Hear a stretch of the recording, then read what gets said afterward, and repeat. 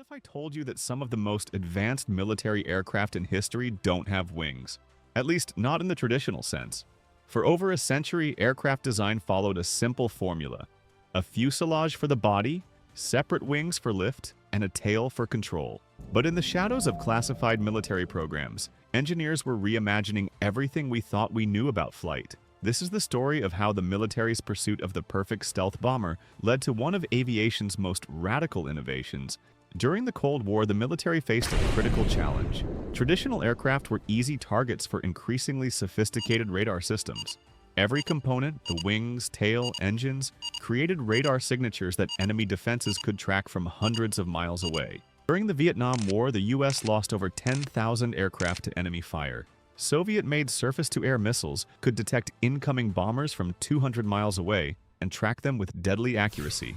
The military needed aircraft that could survive in the most hostile airspace imaginable, deep behind enemy lines, surrounded by radar networks that could paint a target on anything that flew. Throughout the 1970s and 80s, NASA became obsessed with proving the concept.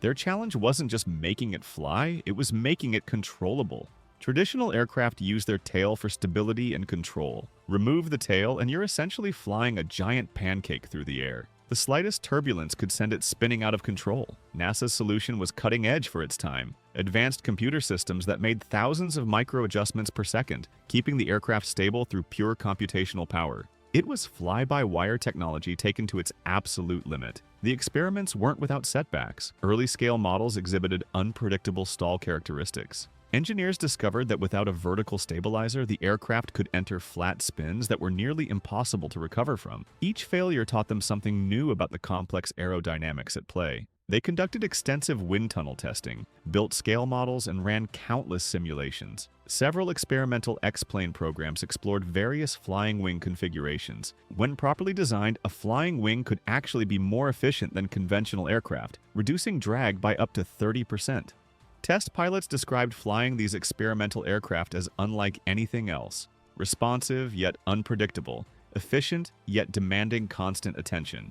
The data was promising, the technology worked. Now the military needed to build the real thing. In 1989, the world got its first glimpse of the B-2 Spirit bomber, and aviation would never be the same. With a wingspan of 172 feet but virtually no fuselage, the B-2 was the ultimate flying wing. Its radar cross-section was smaller than a bird's. It could fly 6,000 miles without refueling, and it could deliver conventional or nuclear weapons with unprecedented precision.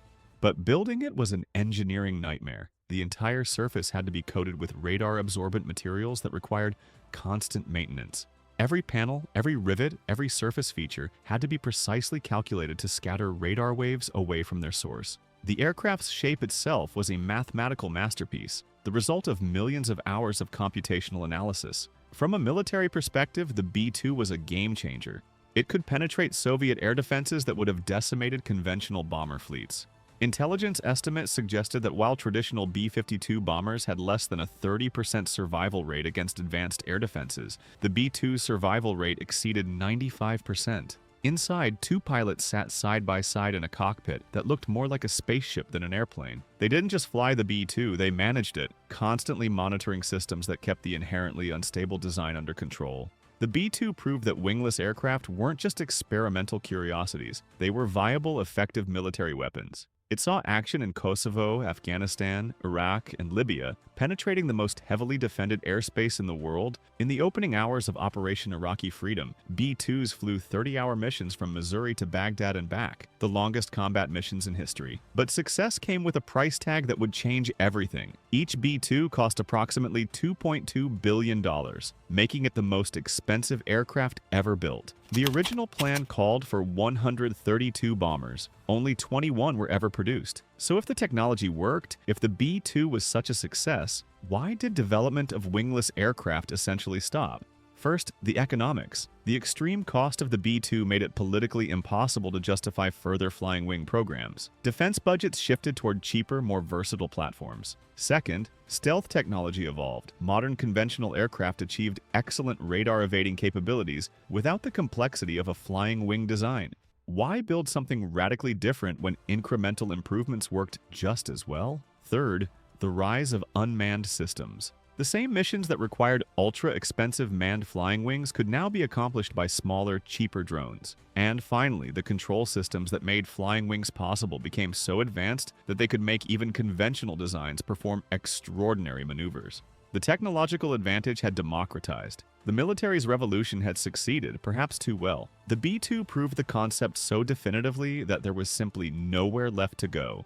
Today, only 19 B-2 Spirit bombers remain in active service, maintained by the U.S. Air Force at Whiteman Air Force Base in Missouri. The age of wingless aircraft development may have passed, but its legacy lives on. Every stealth system, every advanced flight computer, every blended design element in modern aircraft traces its lineage back to those radical experiments. Sometimes the greatest revolutions aren't about what comes next. They're about perfecting what we never thought possible in the first place.